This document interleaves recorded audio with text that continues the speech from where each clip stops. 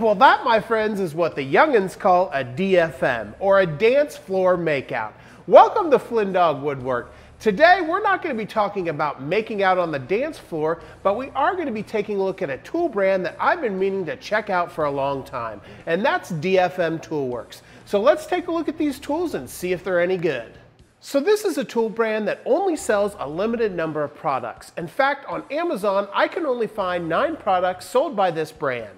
And that can sometimes be a good thing, as it means they're not overextending themselves and they can focus on the quality of the few tools that they sell.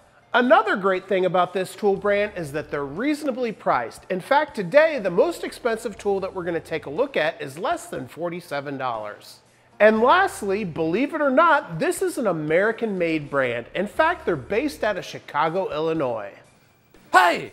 And for today's video, I purchased 4 of these tools from DFM, but I want to talk about all the tools that are available, as I probably would have purchased some more if I had a little bit more money. Having a YouTube channel is expensive, ain't it? Yes, it is, but why are you here? I'll be here for the next week while my trailer's being fumigated. Mom said it was okay. I guess that's all right, but you're staying in the barn. You're not coming to the house. Well, enough with the distractions. Let's take a look at our first tool, which I'm super stoked about. Here you go. Appreciate you. Our first tool of the day is the DFM Small Carpenter Square. Let's unbox this and check it out. So if we open the box, you can see we have some nice packaging here, including a soft foam pad to protect the tool. It also comes with a sticker, a pin, and then the tool itself. So in order to dig into this tool, I want to do a comparison of a very similar square that's at a higher price point, and that's the Woodpeckers Delve Ssquare. As you may be aware, the Delve Ssquare comes in 2 sizes. Here I have the 6-inch as well as the 3.5-inch, and the DFM Square is most comparable to the 3.5-inch Delve Ssquare. So let's first take a look at the similarities between these 2 squares, and then we'll take a look at the differences. So both of these squares have a measurement from the lip to the top of the square at 3.5 inches. You'll also notice that they both have lips on each side of the square. And that's frankly where the similarities end. Let's take a look at the differences between each of these squares. First off, let's take a look at the lip. As we look at the Woodpeckers, you can see there's a 1/4 inch, a 3/8, as well as a 1/2 inch step on the lip, while the DFM only has a 1/4 inch lip on both sides. If we look at the base of the square, you can see they both have a 3/4 inch base. Now, some people may use that lip for setup for things like the height of your table saw blade or your router bits, but I can honestly say in the 3 years that I've had my Delve Ssquare, I've only used it for setup 1 time. Let's take a look at the scribe holes that are on the side of each one of these squares. As you can see, the Woodpeckers only has scribe holes at every 1/8 of an inch, while the DFM has scribe holes at every 1/16 of an inch. Now, both of these squares are going to require a mechanical pencil, as the scribing holes on both of these tools are just too small for your standard pencil. Even my pencil? I got a pretty small one. Even your pencil, Bert. Not only can you scribe out some 1/16 inch lines with this square, but you can also draw some precise angles. With the Woodpeckers Delve Ssquare, if I wanted to draw an angle other than the 45, I would have to rely on the scale that's on the side of the tool. So if I wanted to do a 10-degree angle, I would twist the tool until that 10-degree marking is on the side of the workpiece. Once I have it all aligned, I can strike a line and have my 10 degrees. The DFM Square has taken a different approach. Instead of making every single angle available to you, they've taken the most commonly used angles and made them extremely easy to scribe out. And that's where this little pin that comes with the tool comes into play. As you can see, there's little markings at 22.5, 30, 45, 60, and 67.5. So if I wanted to measure angle at 60 degrees, I would take the tool and rotate it until that 60 degrees is off the edge of my workpiece. Then I would slide my pin into that 60 degrees, and then it would be lined up to draw my 60-degree marking. And that pin makes it very easy to quickly line up those commonly used angles. The only issue I have with this pin is it is quite long, so if you're dealing with thinner stock like this 3/4 inch piece of wood, you're going to need to raise it so that the pin doesn't interfere with your tabletop. But having the longer pin does make it very easy to use on thicker wood like 2x4s. Lastly, and probably most importantly, let's check this tool for square to make sure that we can use it. And I see no variance whatsoever. So what's the verdict on this square? Well, first off, I'm really impressed. This square is about 25% cheaper than that Woodpeckers Delve Ssquare. Secondly, this tool is made in the USA.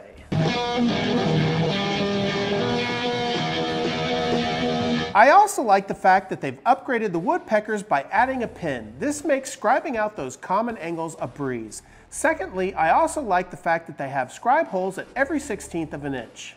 Well, that takes us through our first DFM tool. Now let's take a look at our second DFM tool, which I've actually had for a couple of years. Somebody called me a DFM once. They said it stood for dumb man. Well, if the shoe fits. Anyway, let's take a look at our second tool. Here you go. Nice toss. You actually had a spiral on that thing. Played a lot of football in my 18 years of college. Yeah, but you didn't graduate. Huh. Anyway, our next tool is the DFM card scraper. Let's take a look at this tool. So these are 32mm 2.5 by 5" scrapers, and I've had these for about 5 years, but you would never be able to tell it as there's no corrosion on either one of these scrapers. You see, corrosion is a big thing with scrapers. At least for me it is. Every time I use a scraper, I'm putting a firm grip on that scraper, and my palms tend to sweat a bit. And corrosion means you're inevitably going to lose that sharp edge that you started with, and it's not going to last as long. But from personal experience, I can tell you these two scrapers have held up over the last 5 years with very minimal corrosion. And that's another nice thing about this set, is you get 2 of these. As we all know, we very rarely go to sharpen our scrapers. So if we're using one and it's not giving us the cut we want, we can simply grab the other and finish the job. And if you're a beginner and you've never used a scraper, I would highly recommend it, as you're not going to get a more clean and smooth surface as you do with a scraper. These tools will give you a shiny, clean surface that oftentimes eliminates the need for sanding.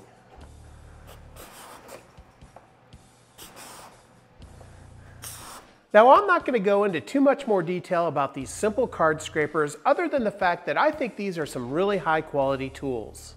And there's something to be said about a tool that I purchased 5 years ago that's giving the same quality output as it did the very first day I received it. And that's one of the reasons why I decided to purchase this next tool. Hey Bert, you want to help me out? You betcha, go deep. Damn son, did you get a scholarship in college? I've never been on a ship. So these are the curved cabinet scrapers made by DFM. Let's go take a closer look. So what you're going to get in this set are 3 scrapers that have the same 32mm material. However, you're going to get 2 scrapers that can deal with odd-shaped items such as convex or concave material. So one of the main reasons why I got these scrapers is because I'm getting ready to build some chairs for a table that I built. And in order to carve out the butt holsters on those chairs, I'm going to need a curved scraper. Is a butt holster like a banana hammock? Yeah, kind of. So these scrapers can be used in a variety of different ways. Whether you're cleaning up a cove cut or cleaning up a banister, these things have the curves that can accommodate each one of these shapes. And since these tools kind of have a weird shape to begin with, you could even use these tools as a metal French curve. They can easily provide a template to rounding off those sharp corners. Not to mention, with their sharp corners, you could even use these tools to clean up some glue squeeze out. And I really wish I had some curved surfaces to show the functionality of this tool, but it works in the same fashion as the straight ones. Well, that covers our first 3 tools and only a few more left to talk about. Before we move on to our 4th, I ask you to do me a huge favor, hit that subscribe button, leave a like, and leave a comment. It really does help out this small woodworking channel. Also, just like with all my videos, I'm going to leave links to all these DFM tools, so if you're interested in any of these tools, you can go check them out for yourself. So before we move away from the scraper scene, I did want to mention one other scraper that DFM offers, and it's this scraper right here. So if you make a lot of cutting boards, I think this scraper might be worth taking a look at. I know for the last cutting board that I made, I could have used this one. And that's because most cutting boards, at least the ones that you use for meat, typically have a juice groove. And as you can see from this scraper here, this is the perfect scraper for those juice grooves. It accommodates a 1 inch, a 1/2 inch, a 5/8 inch, as well as a 3/4 inch juice groove. And you know, if you've ever made a cutting board with juice grooves, cleaning out those grooves is a pain in the butt.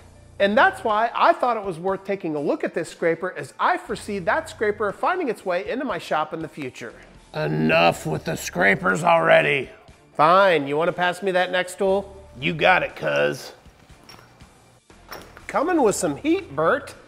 So this is the DFM Small Blue Square. Let's take a closer look. So this is the DFM Small Blue Square, and as you can see, there's holes running down the entire length and width of the square. It also comes with 2 pins. Now, one thing that I want to do is I want to compare this to the small red square that I had on my 2023 Best of tools. So since this little red square made my Best of 2023 list, you know that I really like it. And that's because it's really handy for confirming 90 degrees over at the table saw. But obviously this DFM square can do the same thing. But these little squares are also great for confirming the fence on your jointer is also square. All while still being easily placed into the pocket of your apron. But there are some differences between our red square and our blue DFM square that looks like Swiss cheese. And those differences have everything to do with the 2 included small pins as well as the holes on the square. You can see there's a tiny hole in the very center that allows you to place your pencil lead right in the middle. With pins placed on either side of the square, you can instantly make this square a center finding jig. And this can be perfect for ripping your material in half or having a reference line to drill in some screws. And that's a great dual purpose for such a small tool that I think's worth taking a look at. And if we compare it to the precision of the Woodpeckers Delve Square, you can see there's no light shining in between the 2 squares, other than at the bottom corner because of the chamfered edge. And this little square can straddle a piece of wood that's 1 7/8 of an inch wide. So if you like little gadgets with multiple functions that will still fit in your pocket, this DFM square may be a great option. So I've been really impressed with every single tool that we've taken a look at today. Everything from DFM Toolworks appears to be of high quality. Before we wrap up this video, however, I did want to show you a couple of other tools that are available from DFM.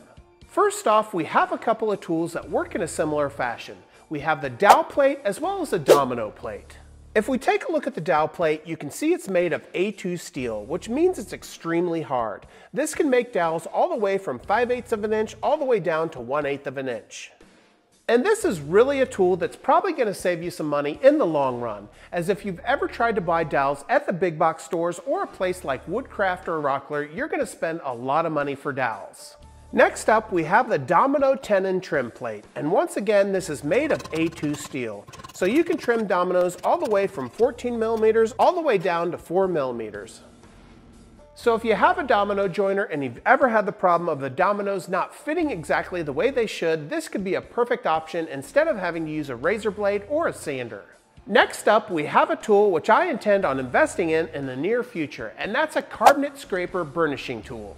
This tool is perfect for burnishes or turning a hook on your cabinet scraper or card scraper.